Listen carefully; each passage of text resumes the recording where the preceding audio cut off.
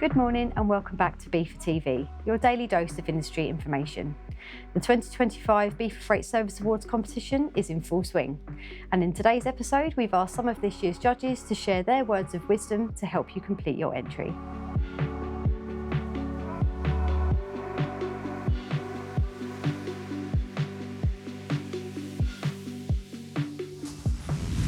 The first thing is planning. You've got to think about the entry form, have a look at the category description, make sure that the entry you're submitting does meet the requirements of the category and that you can detail it effectively on the entry form. But for me, to show it's been specifically designed for the category that it's entered into is really important. In our case, that's a staff. Albacore's case, that's a staff development award. That's the most important thing for me. For me, I think it's the essence of the award. The Extra Mile Award, really does mean that. And I think if someone who's thinking about entering this award, if they can capture that, they will, have a good chance of winning. And part of it, I think, genuinely is storytelling. I think, if the member as part of their submission can take the judges on a journey, the journey that they went on, I think it really helps bring the whole sort of project to life. What really makes somebody stand out is really creative and innovative ideas where people have engaged with the subject matter and there's an opportunity for everybody in their organisation to be a part of that solution.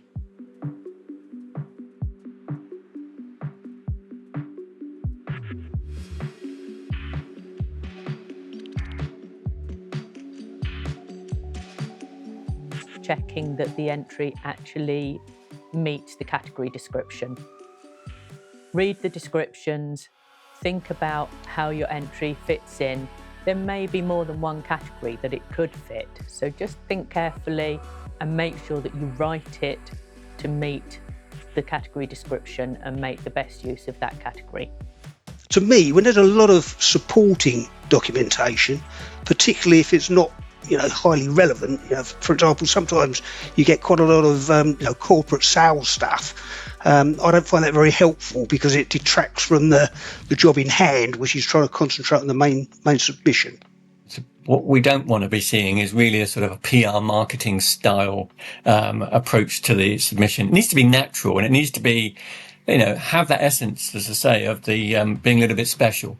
As I say, it doesn't have to be a long submission, but it has to have content that's rich in what they were trying to achieve. Maybe a lack of clarity on, a lack of sort of storytelling and the journey, vague claims around sort of the impact that the initiative had, and maybe, overlooking the importance of really tailoring the submission to the specific category, I think. I wouldn't say mistakes, but very often we see a general broad idea that really anybody could do that hasn't been specifically really personalised to the organisation, and it feels very generic, whereas the really outstanding entries, it's so specific and it's so detailed and thought through.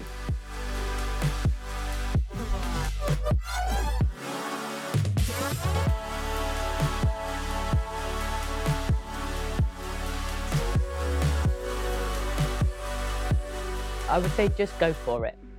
Just sit down with your team, talk about the work you've been doing in the last 12 months, have a bit of a brainstorming session and work out how you can put an entry together. It's a brilliant opportunity to get your staff involved with what is a very exciting project. This industry does a fantastic job, and unfortunately we do it very much away from the public eye. It's only things like Brexit and COVID that have brought up what we as an industry do.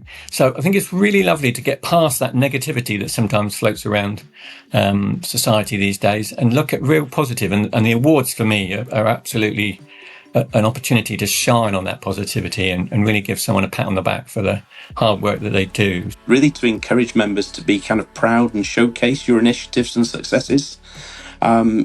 you will undoubtedly have dedicated an awful lot of time, energy, and risk into establishing these initiatives. A lot of risk involved in trialing new things out with customers.